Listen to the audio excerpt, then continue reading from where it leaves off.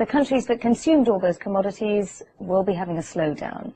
Well, we're having a cyclical slowdown. Yes, the world's in recession. I mean, watch Bloomberg if you're not aware of that. The world's certainly in recession, and there is having a cyclical slowdown. But the secular supply is being damaged even more. You're not going to be able to get any. Farmers cannot get loans to expand. Nobody's going to give you money to open a zinc mine in the next decade. So when we come out of this cyclical decline, you're going to have even less supply, and the bull market in commodities is going to resume, and that will be the best place to have money. Now, one of the best places to have money in the commodity markets of late has, of course, been gold, a safe haven, etc. Is that partly where you're putting your money? Well, no, I have gold. If gold goes down, I'll buy more. If it goes up, I'll buy more. No, gold is in a bull market, which has got years to go. But I expect to make more money in agriculture, Nina, than I do in gold, but I own it. Bought some yesterday, as a matter of fact. So you're still buying gold. Let's talk about the policymakers' response to exactly what's going on. A lot of people saying perhaps they're getting a little bit further ahead on the curve now. Do you agree with that or not? There's been a lot of talk about people being behind the curve for a long time here. Nina, the reason we're having these problems is because these guys don't know what they're doing. If I came to your show every week, 100 weeks in a row, and I was wrong every week, you'd probably stop having me. After 8 weeks, you'd say, get that guy out of here. After 18 weeks, I'd say, I never want to see him again. Paulson, Bernanke, the idiot at the New York Fed, Tim Greiten, or whatever his name is, these guys are never right. Why do people listen to them? Why would you go for them? They're the ones making it worse. They're the ones making mistakes. The Depression in the 30s started out as a stock market bubble, which popped. Then it turned into a slight recession. Policymakers made mistake after mistake after mistake, and we had the Great Depression. We've got a bunch of people now who may turn this into the Great Depression. Now, that's exactly what I was coming to. With your kind of investment foresight, do you think that maybe it is as bad as the Great Depression, worse than the Great Depression? Already people like the Finance Minister of Finland and other nations saying we could have 3 years' worth of recession on this side of the Atlantic. Is it the same on your side of the Atlantic? The Japanese remember the lost decade of the 1990s in Japan because they would not let anybody fail. They kept propping up zombie banks, zombie companies. It's 18 years later in Japan, and they're still paying the price because they wouldn't let people fail. I hope we don't have 18 years in the U.S., but the U.S. is trying to say there's no problem, nobody's going to lose your job, nobody's going to lose any money. That's insane.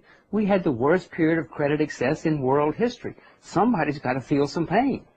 Now, if credit excess has been the problem, would bringing rates down to about 1% be the solution, as some people have been advocating? Probably not. Absolutely not. You've got to let people fail. That's the problem right now. Nobody knows what the assets are. I wouldn't lend you money, Nina, if I didn't know what your assets were. If you showed me something and said, these are my assets, and I knew they were false, I wouldn't lend you any money, and you wouldn't either. You've got to let people fail. Then the courts take over the people who are bad, and you can lend money to them. Then you have the system start over again. Look, in the late 90s, South Korea did it, cleaned out the system with horrible pain, and became one of the rapidly growing countries in the world for the next 10 years. Russia did it. America did it in 1920. Turkey did it in 2000. This is what has always worked. Propping people up has never worked in the history of the world. I'm not giving you philosophy or politics or Democrats or Republicans. I'm telling you what has worked in history and what has not worked in history. Okay, then how many more banks could go to the wall? Lots. In America, we have 9,000 or 10,000 banks. What's the way the system is supposed to work? When people get in trouble, the people who are competent, the people who didn't make bad loans, take the assets from the incompetent, and then the system starts over. What we're doing now, we're taking the assets from the good people, from the competent people, giving them to the incompetent people and saying, okay, incompetent people, now you can compete with the competent people with their money. The way it's supposed to work, the competent people are supposed to be taking market share now from the incompetent people and starting over. I mean, this is bad economics. It's bad morality, first of all, but politicians don't care about morality. It's terrible economics. Let me an anecdote of my own. Just earlier on today, an investor emailed me to say, God save us, when we saw those markets opening down 7%. How much panic is there in the market? Well, there's not enough. I mean, I wish there were. I wish the market were down 20% in a day. Then we would know it's the bottom. Then we would know there'd be things going wrong. As far as gold, I mean, you know, I bought some gold. I got my gold. You know, I bought a couple here. Show us again, absolutely. No, it's the real stuff. It's well, real you know gold. what, Mr. Rogers, you're lucky to have that, because throughout the course of this show, an investor just emailed me and said, for instance, the sandwich person around the corner from him that runs his sandwich shop tried to go and buy gold bullion yesterday in the City of London and couldn't. Well, I got this in Zurich yesterday, so maybe that's the reason. I don't know. I know that there's been a run on gold coins all over the world, and people are running out of them. That may just be that the public, the odd lotters, are sometimes the last ones in.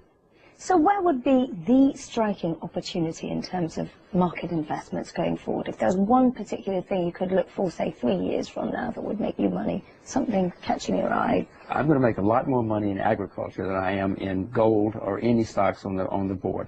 I know that there's a gigantic, the inventories of food are the lowest they've been in 50 years. Farmers cannot produce anymore. There's a shortage of tractors, tractor tires, seed, fertilizer. All the farmers in the world are old men. Nobody's become a farmer in the last 30 years. We have a shortage of farmers now.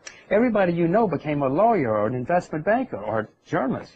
Not that many become journalists. Yeah, what we should all do is go and become farmers. All these stockbrokers are about to lose their jobs. They better learn how to drive taxis, but what they better learn how to do is drive tractors, because that's the future. So are you talking about investing in some of the commodities themselves, talking about investing in ETFs that buy a whole swathe of these commodities, or, crucially, some of these companies that farm and produce some of these agricultural commodities? If you're good at it, you should buy the commodities themselves. If you're not, you should buy an index, or you can buy companies. But the studies show you would have made 300% more investing in commodities themselves rather than commodity stock. But if you're a good stock picker, have at it. You'll make a lot of money. Let's ask Jim Rogers for his reaction to that plan to buy stakes in regional U.S. banks. This is absurd. There are 9,000 banks. Who's going to decide which banks Mr. Paulson takes his money to?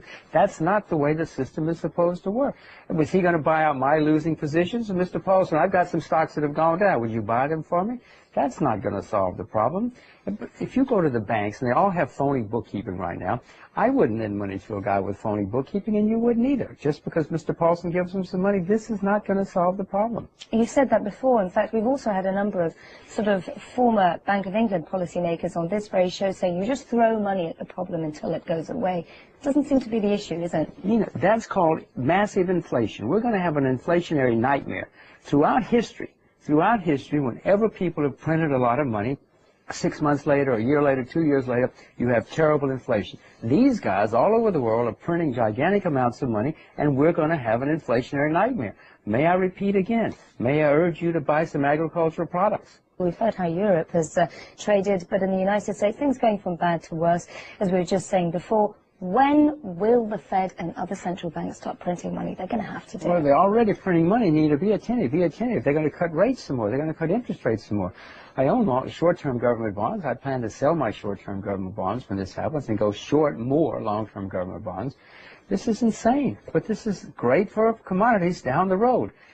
Massive inflation is coming, and the only way you protect yourself is to be out of paper assets and into real assets. It has been quite interesting how all of this has sort of culminated with the run-up to the U.S. election. It seems as though President George W. Bush seeming like a bit of a lame duck, really. And then again, even Ben Bernanke contradicting him twice this week.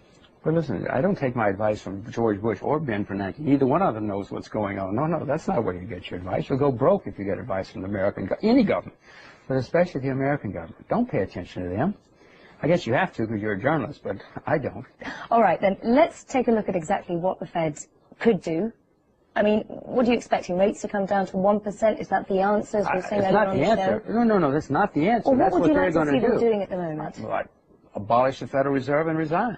The Federal Reserve is causing all these problems. They're the one printing gigantic amounts of money, leading to terrible inflation.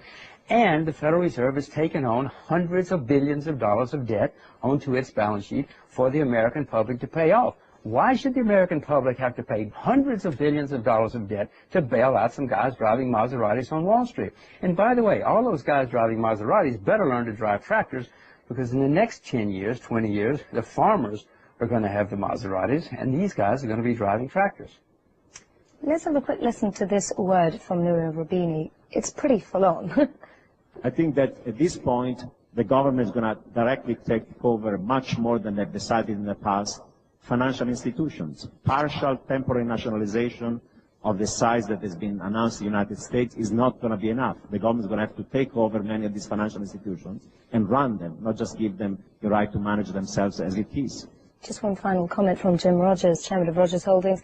These kind of words smack of panic, don't they? Is that partly what got us into this kind of situation? It's smack of insanity. If you ask me, the government's going to run the banking system now.